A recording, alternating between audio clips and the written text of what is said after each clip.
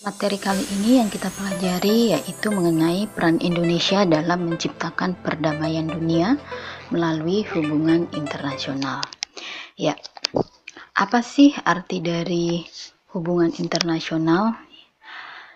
Menurut Renstra, hubungan internasional adalah hubungan antar bangsa dalam segala aspek yang dilakukan oleh suatu negara untuk mencapai kepentingan nasional negara tersebut. Jadi, secara sederhana sebenarnya bisa kita ambil definisinya bahwa hubungan internasional berarti sebuah hubungan antar bangsa, baik antar warga negara suatu negara dan warga negara lain, bisa juga negara dan individu atau badan hukum, serta negara dan negara.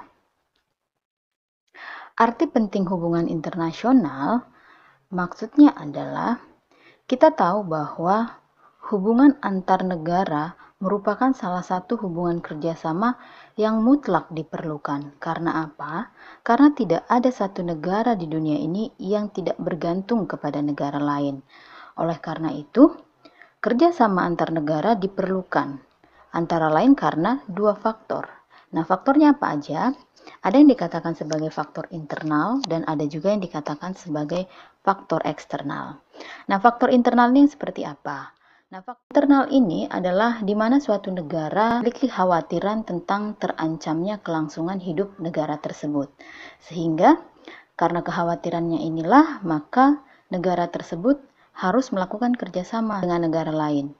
Contohnya apa? Misalnya, jika terjadi kudeta, terjadi intervensi dari negara lain, terus juga penguasaan oleh negara lain.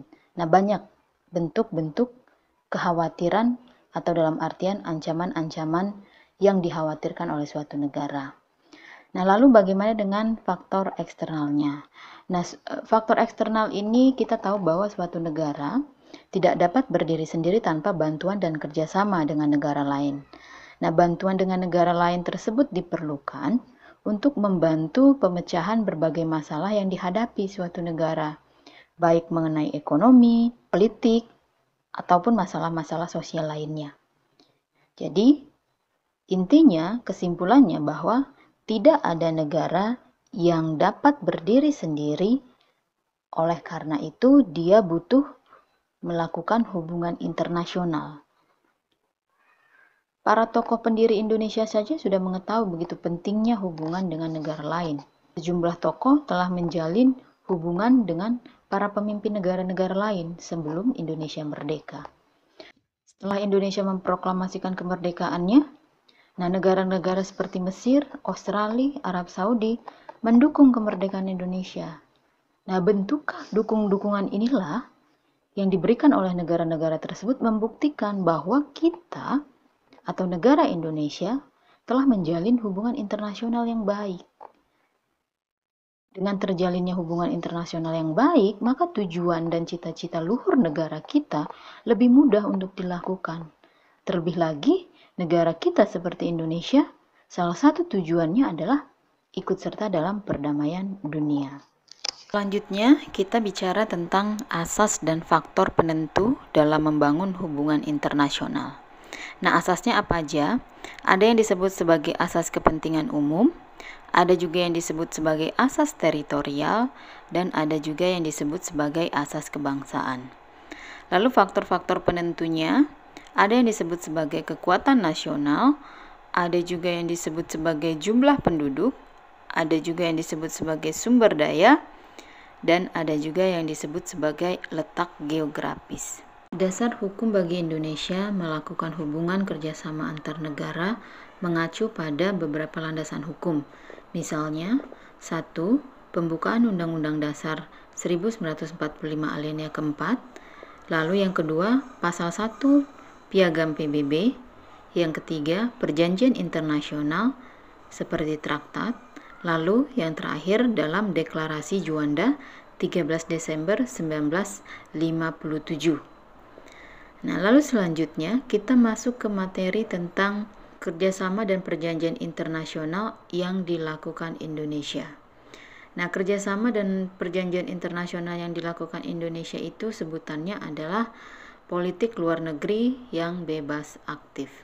Dalam pernyataan alinea keempat Undang-Undang Dasar 1945 berhubungan dengan situasi saat itu, sebagaimana kita sebagai sebuah negara yang baru merdeka, Indonesia dihadapkan pada situasi yang kurang menguntungkan, yaitu adanya dua negara, atau dalam artian ada dua negara adidaya dunia setelah Perang Dunia Kedua, yaitu Amerika Serikat dan Uni Soviet.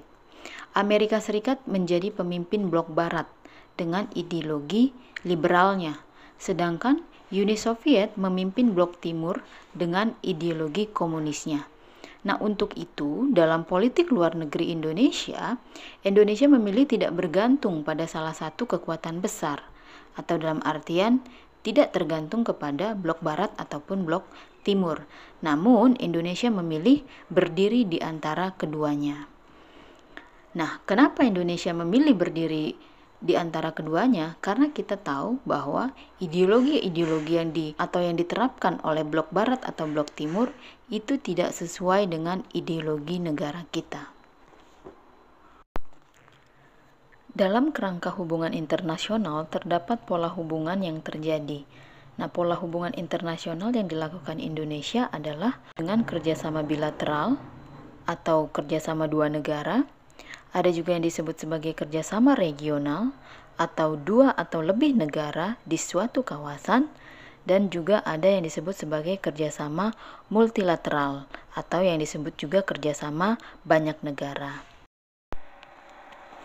Sarana hubungan internasional yang dilakukan Indonesia adalah dengan cara: 1. Ada yang disebut sebagai diplomasi. 2. Ada yang disebut sebagai negosiasi. 3. Ada yang disebut sebagai lobby.